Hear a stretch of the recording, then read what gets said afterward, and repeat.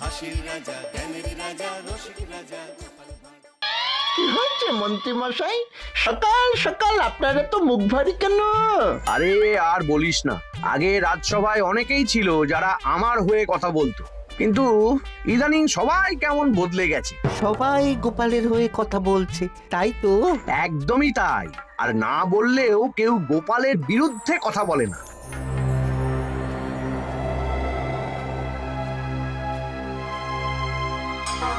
কি মন্ত্রী মশাই, আজকাল তো আমার কথা আর মনেই পড়ে না, ভুলে গেছেন নাকি? আরে না না ভগবান, তুমি হলে আমার তুরুপের তাস। ঠিক সময়ে ঠিক সুযোগ এলে তোমাকেই ডাকবো। একটু দেখবেন। হ্যাঁ, আরে নিশ্চয়ই নিশ্চয়ই। এই চলি রে, আবার রাজসভায় যেতে হবে।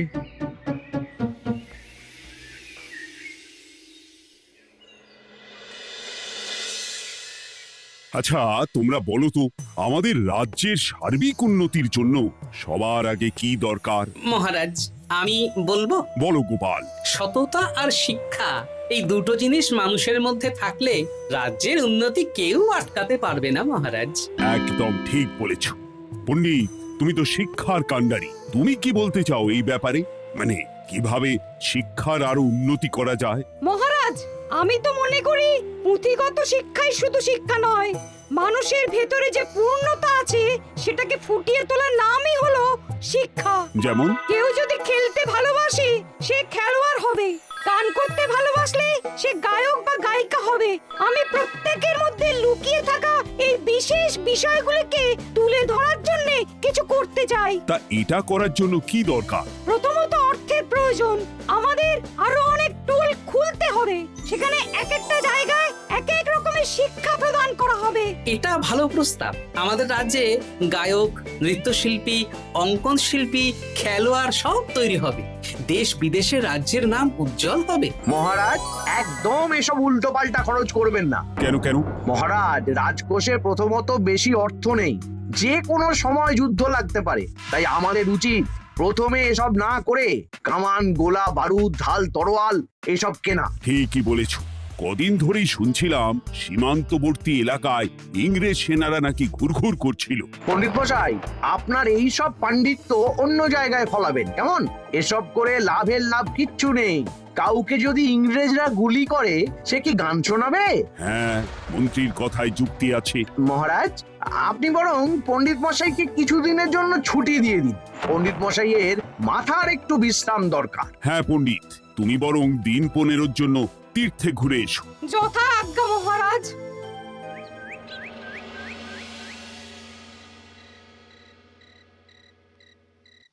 শোনো ভগবান, সকালেই তুমি কাজের কথা বলছিলে, আমি এমন ছক কষেছি কালকে থেকেই তোমার জন্য একটা ভালো বেতনের কাজ জোগাড় করে দেব। শুধু যা বেতন পাবে তার অর্ধেক আমাকে দিতে হবে, কেমন? রাজি রাজি। কি কাজ বলুন? শোনো, বাহ বাহ, দারুণ দারুণ, হয়ে যাবে কাজ।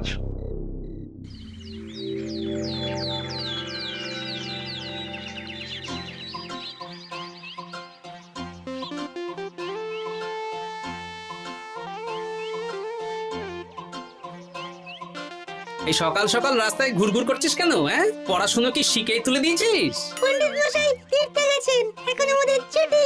দুপুর বেলা ভাত, রাতের বেলা রুটি।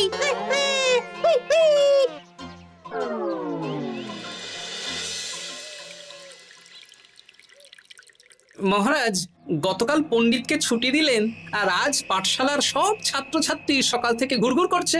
এ কি, তাহলে তো মুশকিল। মুশকিল আসান করার রাস্তা আমার কাছে আছে মহারাজ। আমার সন্ধানে এমন একজন পণ্ডিত আছেন যিনি বহু ভাষাবিদ, অনেক পাণ্ডিত্য, দেশ বিদেশে শিক্ষাদান করেছেন। কিন্তু তাকে আমরা পাবো কোথায়? তিনি কৃষ্ণনগরে ঘুরতে এসেছেন, শুধু ওনাকে বেতনটা একটু বেশি দিতে হবে। এবং তিনি এই রাজ্যের যে কোনো মানুষের চেয়ে বেশি শিক্ষিত, তার পড়ানোর ধরনই আলাদা। সে কোথায়? আমি তাই ওনাকে আজকে রাজসভায় আসতে বলেছি। মহারাজ, আপনার সাথে একজন দেখা করতে এসেছেন। দেখুন মহারাজ, বলতে না বলতেই হাজির। ওনাকে ভিতরে আসতে বলো। আচ্ছা মহারাজ।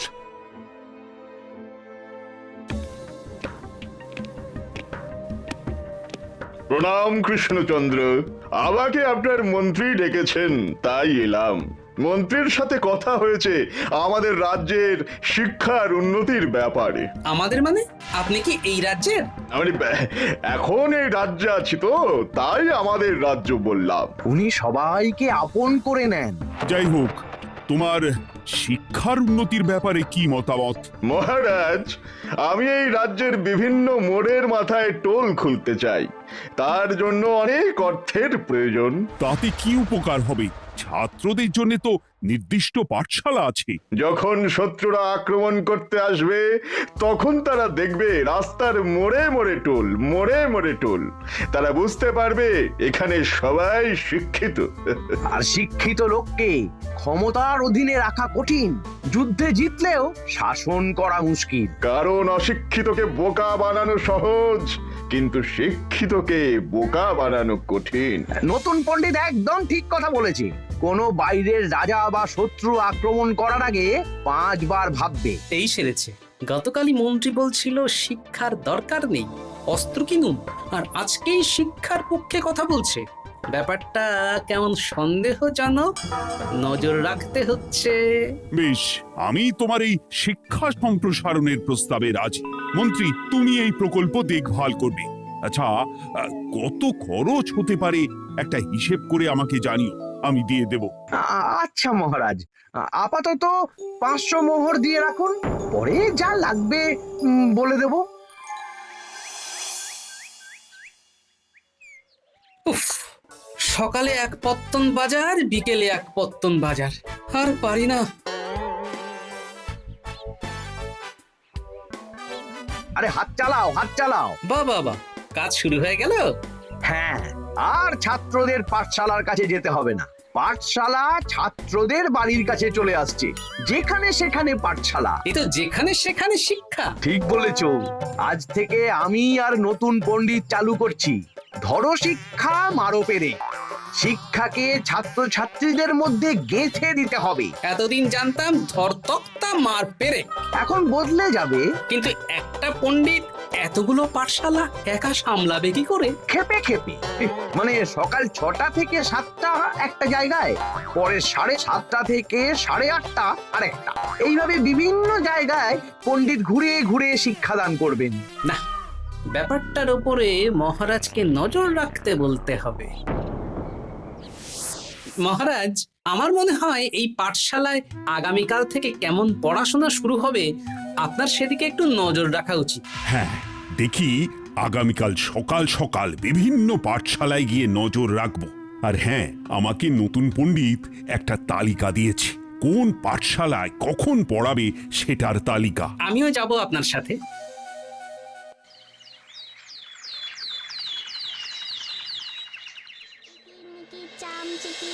কাটা মজুমদার ধে এলো দামোদর, দামোদরের হাঁড়ি কুড়ি, দুয়ারে বসে চাল কুড়ি। দেখি কুটি, তোরা এই কিরমিকির খেলছিস? নতুন পণ্ডিত কোথায়? উনি তো এই মাত্র দক্ষিণের পাঠশালায় গেলেন।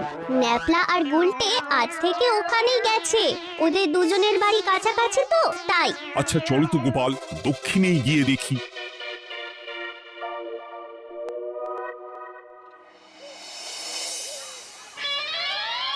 দেখি এখানেও তো নতুন পণ্ডিত নেই। নতুন পণ্ডিত মশাই আমাদের একের নামটা মুখস্থ করতে দিয়ে চলে গেলেন। একের নামটা? এসব কি হচ্ছে? শিক্ষার নামে অর্থের জলাঞ্জলি মহারাজ। না, আজই রাজসভায় এর বিচার হবে। মন্ত্রী, আমি যা দেখলাম তাতে শিক্ষা তো কদিন পরে লাটে উঠবে। আমার এক ভাগ্নি তো আজ পাঠশালায় গিয়ে লুকোচুরি খেলেছে। নামমাত্র পড়াশোনা আর বাকি সময় খেলা, এভাবেই বয়ে গেল বেলা। মন্ত্রী, এই তোমার নতুন পণ্ডিতের দৌড়। মহারাজ, একজনের পক্ষে এতগুলো পাঠশালায় শিক্ষাদান তো সম্ভব নয়। তার জন্য তো আরো পণ্ডিতের প্রয়োজন, আর তার জন্য চাই আরো অর্থ। আবার অর্থ? শুধু মহারাজের অতিরিক্ত অর্থ খরচ হবে বলে আমি আগে এই প্রস্তাবটা রাখিনি। বেশ, তা আর পণ্ডিত কোথায় পাবে?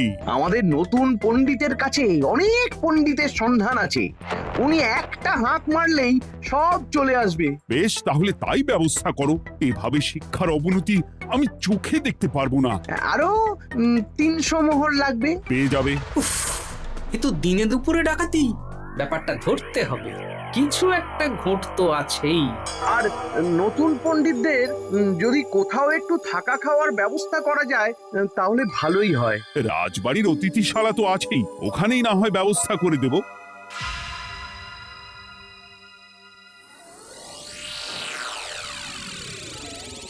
শোন বটা ঘটা আর কেলে পচা, তোদের এইবার এই ভগবানের মতন শিক্ষাদান করতে হবে। আরে আমি তো শিক্ষা বানানই জানি না। সে না জানলেও হবে, শুধু দাড়ি গোফ লাগিয়ে নকল পণ্ডিত সেজে কালকে থেকে পাঠশালায় যেতে হবে। কাকে কোথায় যেতে হবে সব আমি বুঝিয়ে দেব। আচ্ছা,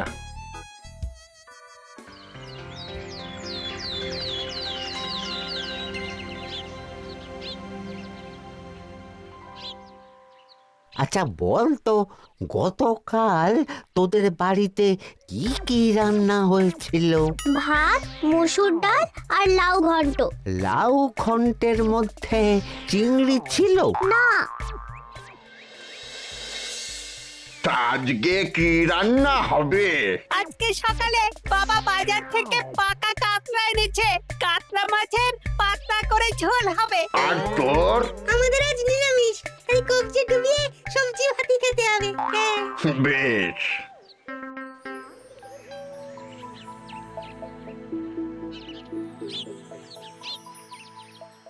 বল, আজকে তোরা কি কি শিখলি? আমি লাউ ঘন্ট। আমি সবজি ভাত। আমি কাতলা মাছ। কি বলছিস কি? আজকে তো পাঠশালায় এই সব আলোচনাই হয়েছে। এবারে ব্যাপারটা একেবারে সহ্য সীমার বাইরে চলে যাচ্ছে। দাদু, আমাদের আগের পণ্ডিত মশাই ভালো ছিলেন। উনি কোথায় চলে গেলেন? মন্ত্রী মশাই ছলে বলে কৌশলে ওনাকে তীর্থে পাঠিয়েছেন। না, এখন আমাকে মন্ত্রী মশাইয়ের উপরে নজর রাখতে হবে।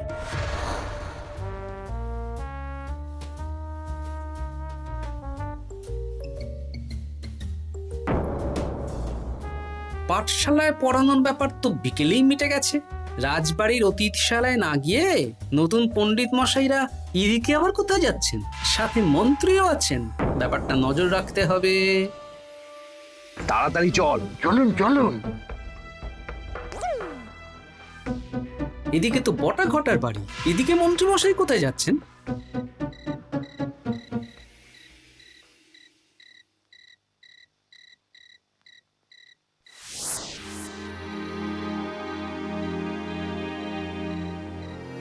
তারপর তোমরা সবাইকে কি শিক্ষা দিলে?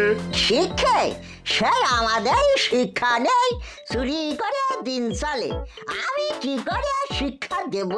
আরে ছাইপাশ দাড়ি গোঁফ থাকলে কি কুটকুট করে। তা বলেছিস বটা। আরে আরে আহারে করছিসটা কি? ভালো রোজগার পাতি কি তোদের সহ্য হচ্ছে না নাকি? ভগবানকে দেখ, সেই কবে থেকে দাড়ি গোঁফ লাগিয়ে পণ্ডিত মশাই সেজে আছেন। আমারও প্রথম দিন একটু সমস্যা হচ্ছিল, এখন সামলে নিয়েছি। আর আমাদের এই সব আলোচনা একদম করা উচিত না।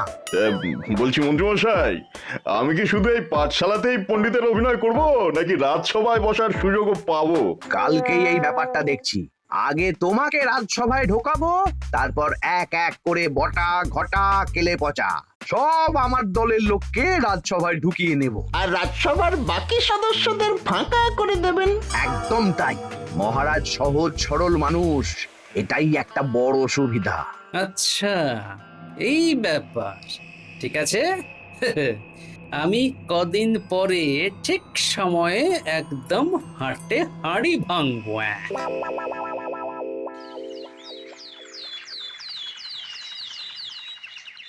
তাহলে মন্ত্রী, আর কোনো সমস্যা নেই তো? না না মহারাজ, এখন আর কোনো সমস্যা নেই। দেখবেন এই ধরশিক্ষা মারপের এক প্রকল্পের নাম চারিদিকে ছড়িয়ে পড়বে। আমার তো মনে হয় একটু পাঠশালাতে বিজ্ঞান নিয়েও আলোচনা করা উচিত। হবে হবে, সব হবে। এখনো সব বাচ্চারা অজ্ঞান হয়ে আছে। আগে শিক্ষায় জ্ঞান ফিরুক, তারপরে না হয় বিজ্ঞান নিয়ে আলোচনা করবে। বিজ্ঞানী তো প্রস্তাবটা খারাপ রাখেনি। তুমি কি বেশি বোঝো? তাহলে তুমিই তো বিজ্ঞান শেখাতে পারো। আমি কবিরাজি শিক্ষা দান করতে পারবো। তোমার কবিরাজি শিখতে কেউ রাজি নয়, চুপ থাকো। আহ, দেখাই যাক না বাচ্চারা কেমন শিক্ষা লাভ করে। মহারাজ, বলছি কি, আমাদের পণ্ডিতের আসনটা তো ফাঁকাই পড়ে আছে। এখন যখন নতুন পণ্ডিত এসেই গেছেন, তাহলে ওই জায়গায় ওই তো বসতে পারে। কিন্তু পণ্ডিত তো তীর্থে গেছে, অবশ্য কদিন পরেই ফিরে আসবে। ও আসুক, তারপর না হয় আলোচনা করে একটা সিদ্ধান্ত নেব। পণ্ডিত মশাই না হয় এসে পুজো পাঠটাই করুক, কিন্তু রাজসভা এরকম ফাঁকা থাকলে কেমন একটা লাগে। বেশ, তাহলে তাই হোক। কালকে থেকে নতুন পণ্ডিত আমাদের পুরনো পণ্ডিতের জায়গায় বসবে। এইভাবে রাজসভা ফাঁকা করে যেতে হবে, তাহলে একদিন সবাই আমার পক্ষেই কথা বলবে, আর শেষে রাজাকেই সরিয়ে দেব।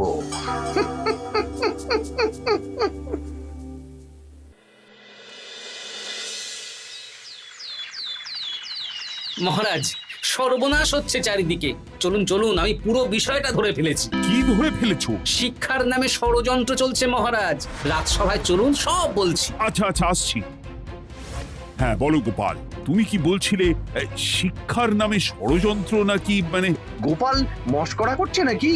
রাজ্যে দারুণ শিক্ষাদান চলছে। মহারাজ, আমি দেখে ফেলেছি আমাদের নতুন পণ্ডিত আসলে কোনো পণ্ডিত নন। ইনি আপনাকে, আমাদের সবাইকে বোকা বানাচ্ছেন। তাই নাকি? ডাকো দেখি নতুন পণ্ডিতকে। এই তো মহারাজ, আমি চলে এসেছি। এই তো, ইনি বদমাশি করছেন, শিক্ষার্থীদের ভবিষ্যৎ নিয়ে খেলছে। এই বল, আসল কথাটা বল। কি বলবো, এসব ভাঁড়ামো বন্ধ করো গোপাল। না বললে আমি কিন্তু ধুতি খুলে দেব। এই এই আরে আরে, কি হচ্ছেটা কি? এই এই এই এই, সরো তো, সরো সরো। ব্রুম, ব্রুম, ব্রুম, কি হলো? কি হলো? ব্রুম, ব্রুম, জব্রুম। এই সেরেছে। গোপাল এসব কি বলছে? বলুন।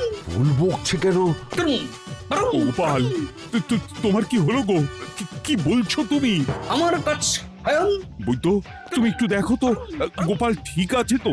এই যে নতুন পণ্ডিত, তুমি তো অনেক ভাষা জানো, তুমি বুঝতে পারছো? মহারাজ, আমি দেখছি গোপালের মনে হয় বিশ্রামের প্রয়োজন। এই এই, তোমরা কয়েকজন মিলে গোপালকে রাজবাড়ির অন্দর মহলে নিয়ে চলো। চলুন, আমি যাচ্ছি। ওহো, গোপালের কি হলো? মাথায় লেগে গেল? ভাষা চলে গেল? সব এই নতুন পণ্ডিতের জন্য।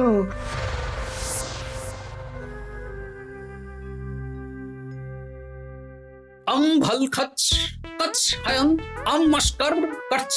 মহারাজ, আমার মনে হচ্ছে গোপালের বাইরে থেকে কিছু হয়নি, ভিতর থেকে কিছু হয়েছে। নারী স্পন্দন, হৃদস্পন্দন সব ঠিক আছে। আমার বড় যাব ভ্রম।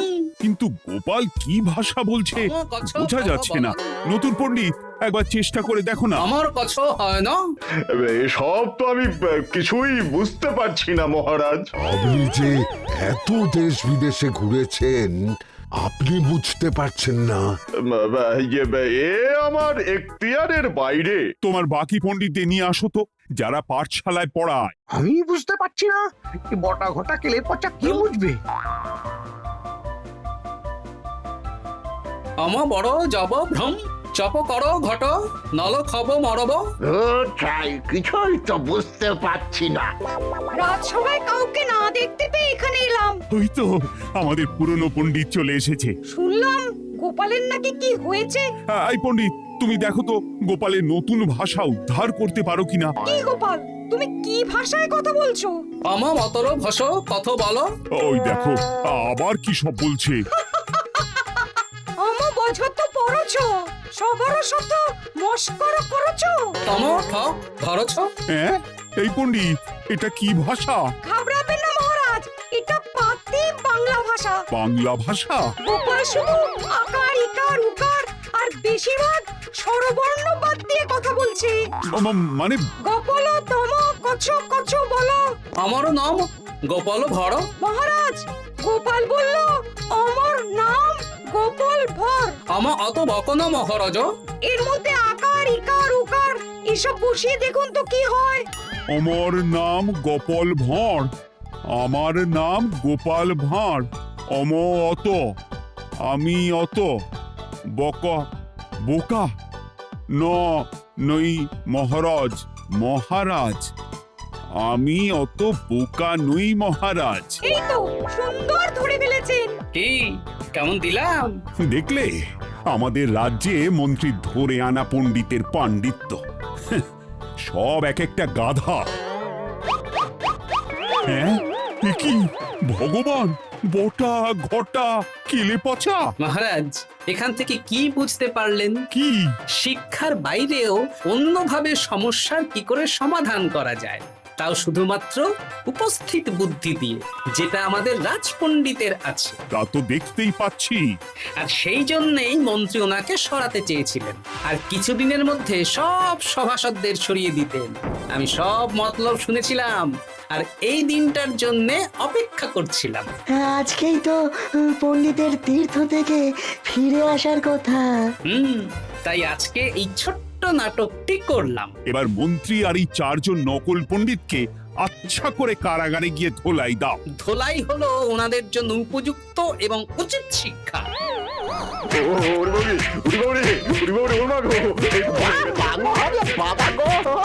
ভুল হয়ে গেছে গো। আরে